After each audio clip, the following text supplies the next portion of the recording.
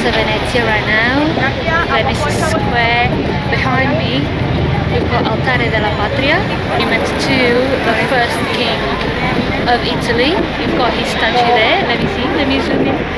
Zoom in. His statue there. See it? So this is sort of like the national monument. There I am. The national monument to the birthplace of the country and the city, especially the city. And you can go and climb, and there you'll see the two eternal flames lit up, I think at 6 o'clock every day. And you've got the tomb of the unknown soldier as well, so we're going there now and check it out.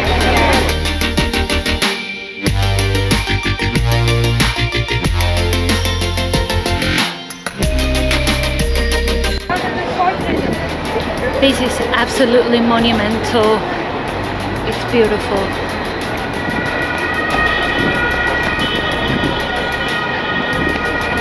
Okay, so the eternal flames are lit up. I read somewhere that they were lit up every day at 6 o'clock.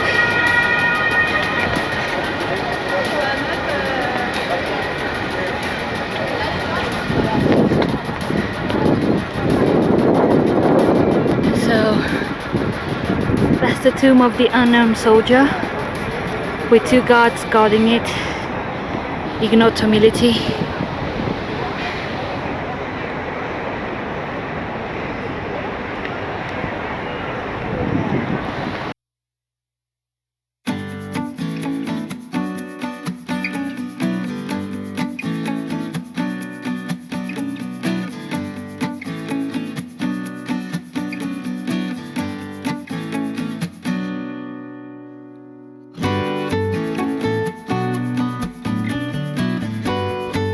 Okay, if you get in the building and go up the stairs, you can come to the second level, as you can see now. Second level near the statue of the king.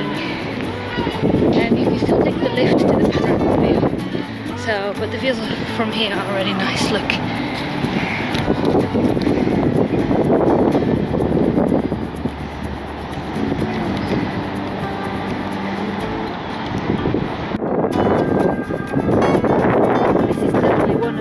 Views of Rome by far. So there, that little house there, well, it's not very little, is Villa Medici, and we've got Piazza Venezia there, and the sirens, and you've got St. Peter's there, the dome there. Whoop.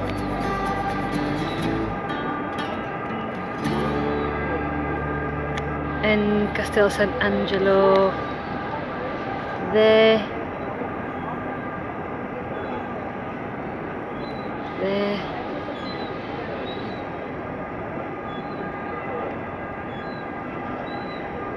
you've got the Roman Forum, which is, I mean, it looks ridiculously amazing.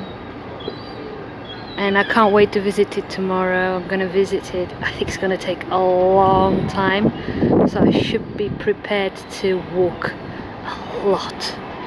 And there, the famous Colosseum, beautiful as ever. And we are around between 60 and 65 meters high. Oh, sorry, 65 to 67 meters high, and the quadrigas, there's one on each side, goes up to 80 meters, so we are quite far up, and the views are great, amazing. You can see the mountains there. Don't ask me which ones, because I don't know, but it's a clear day and it's gorgeous. And here is these palaces here, and the church. They're on the Capitoline Hill, which is a very important hill, and is one of the hills in Rome. The other one is Palatine Hill where the Roman Forum is. So there we've got a church and 2 museums and a very famous staircase by, well, I'm not sure if it's by Raffaello or Michelangelo, called the Cordonata, that connects the main street down to the square there. So we will go there eventually. So we are heading now to the Capitoline Hill, which is considered the center of the city, where the city was founded, where it was governed.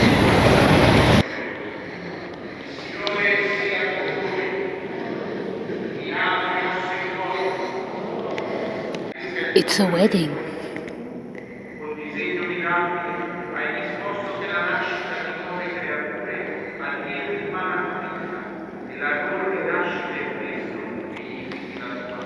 So this is the famous Capitoline Hill. It's faced on 3 fronts by 3 palaces. 1, 2, and 3. The third one and the first one are museums, and this one is a government building. Very nice, very nice. It's got the lovely fountain. Anyway, so this square here and the famous Cordonata staircase that I didn't go up because I went through the church. There's a wedding going there. This one, they were redesigned by Michelangelo. It looks nice. It looks very nice and not difficult to climb, so not like the other one. So we are standing now on a very important place in Roman history, or the history of Rome. And this statue is peculiar because they say is of Caesar. I just hurt myself. Very nice. Caesar, and he turned Christian, and he says that he's asking for mercy in this statue. But then some people claim that you know, the front leg of the horse is lifted because there was an enemy's head there. So we don't know. Okay, for the Capitoline museums, you start with Palazzo de Conservazione, and then after you visit that one, I need to sit down. I'm tired, my feet hurt. You have an underground passage to the Palazzo Nuovo, or Museo Nuovo. So after you visit the Museo de Conservazione, you have an underground passage, this one, to Museo Nuovo.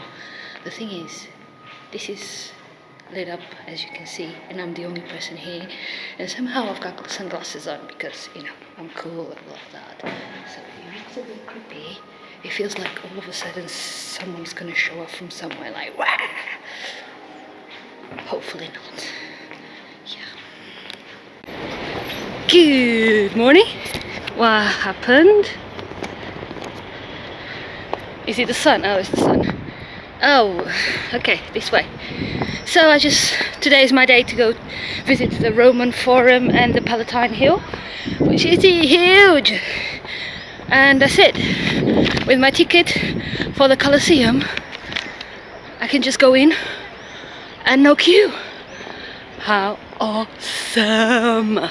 So yes, buy the combined ticket. Well, the ticket for the Colosseum gives you entrance to the Palatine Hill and the Roman Forum anyway. So, you know, just show the ticket and go. Say what?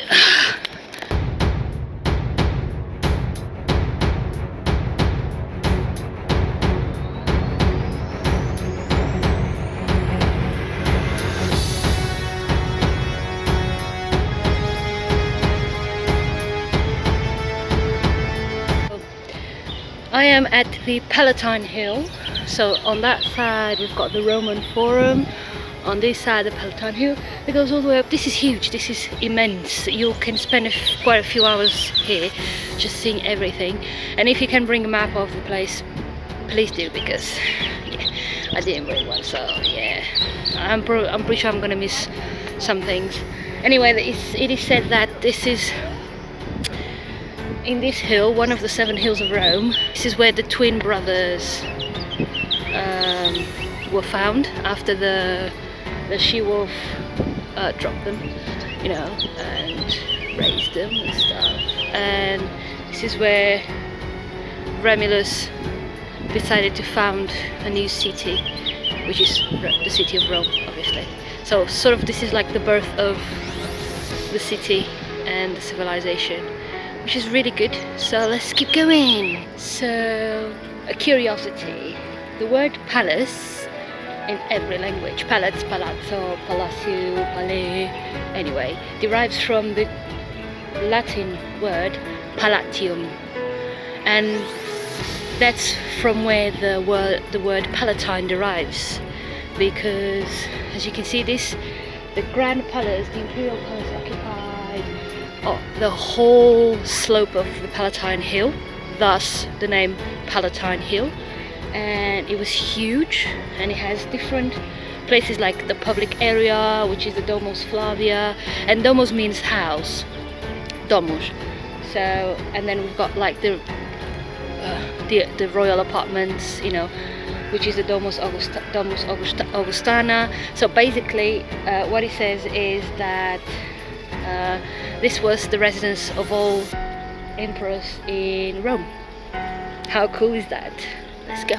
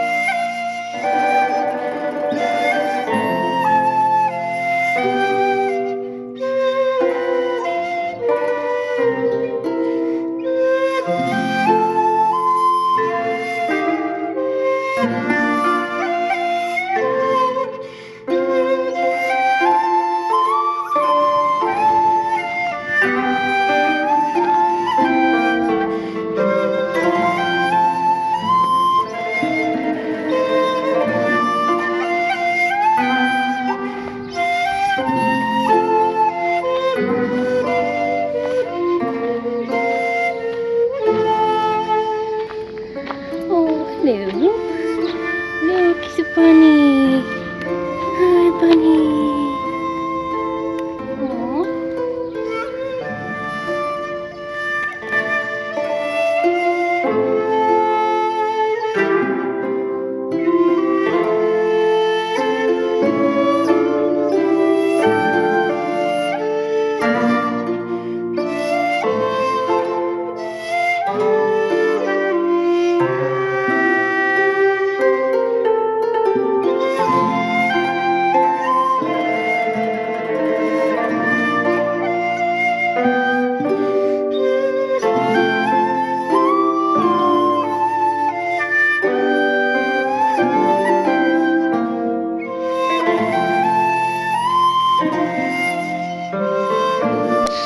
Some curious information while I walk around like a crazy person.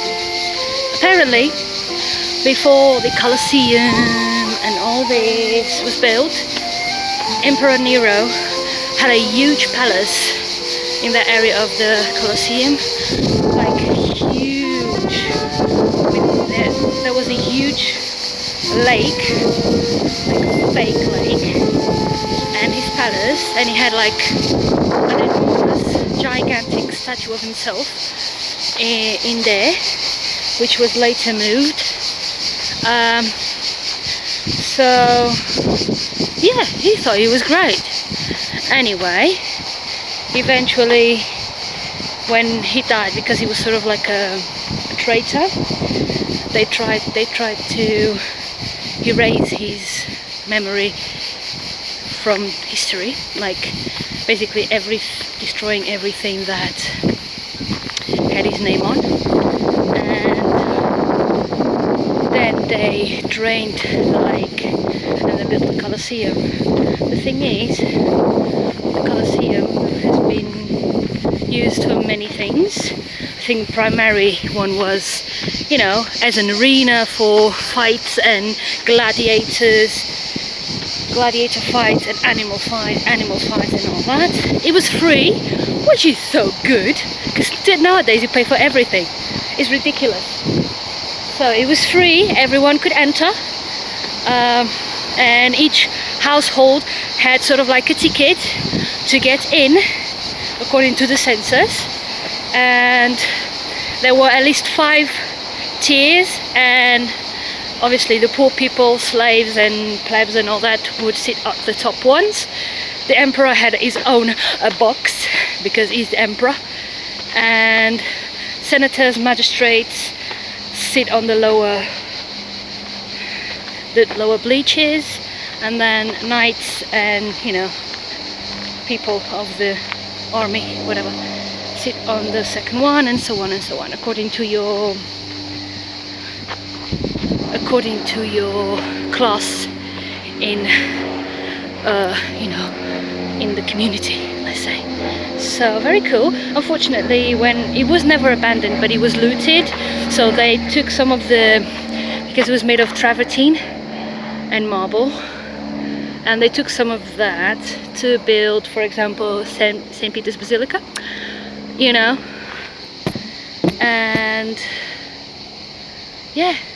So that's why, and the south side was destroyed by an earthquake, or several earthquakes in what, 100 something AD. So it literally collapsed, and that's why today looks a bit weird. But the north side is very well preserved, and you can see, I think you can have an idea of,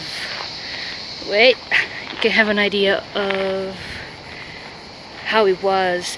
And like I said yesterday, the guided tour, it's really worth it, because you find out so much more, and you are able to understand how they did things.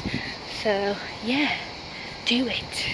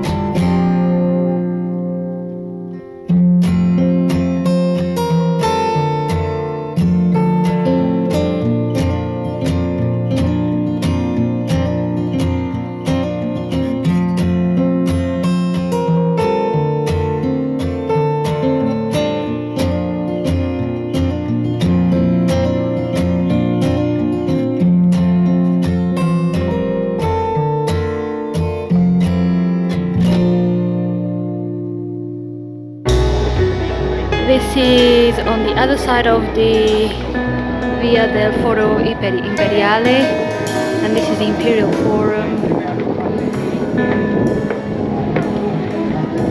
for the senators and the emperors, for the rich people basically.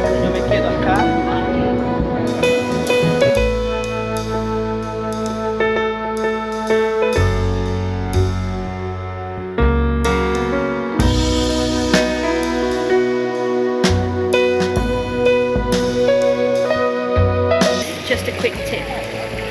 You need, when you are touristing around, you need to think of the people around you as well. Just because you're in a different country doesn't mean there's no, common sense, or, you can just, get in front of other people's, because you can. I hate that. Anyway, welcome to Piazza Navona. It's beautiful square. You can't see it now.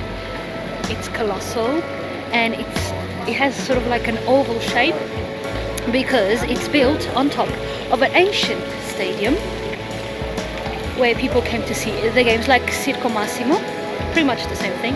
So it's got this oval shape, and I think the most famous, let's see, landmarks, monuments are the three fountains that I'm going to show you. So there's the Fountain of Neptune, the Fountain of the Four Rivers in the middle, and the Fountain of the Moor on the other side. Yeah. So there are restaurants lined up on both sides of the square, so you've got plenty to choose from. And right here we've got the Fountain of Neptune. My, this water is so clear, it's amazing. Neptune fighting an octopus. Looks like an octopus.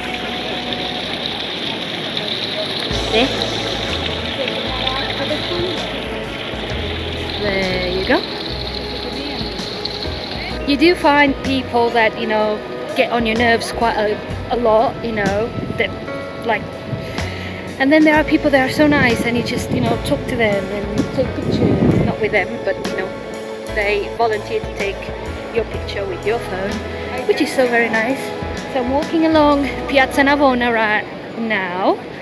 I was gonna say something else, but you know, and we're coming to many artists. Oh my god, my shoes are filthy from the Roman Forum. They are dirty. I need to clean them tonight. Anyway, it's hot, it's about 30 degrees, but there's this breeze once in a while that just makes it like, oof, good. But of course, full of sun cream. And yeah. So this is the Fountain of the Four Rivers. And silly me for not knowing what rivers or which rivers. That's bad. I will find out eventually.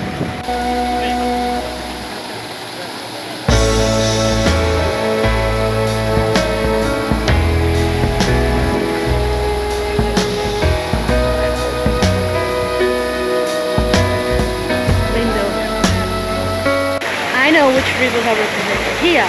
They are the four major rivers of the four major continents. There's more than four anyway.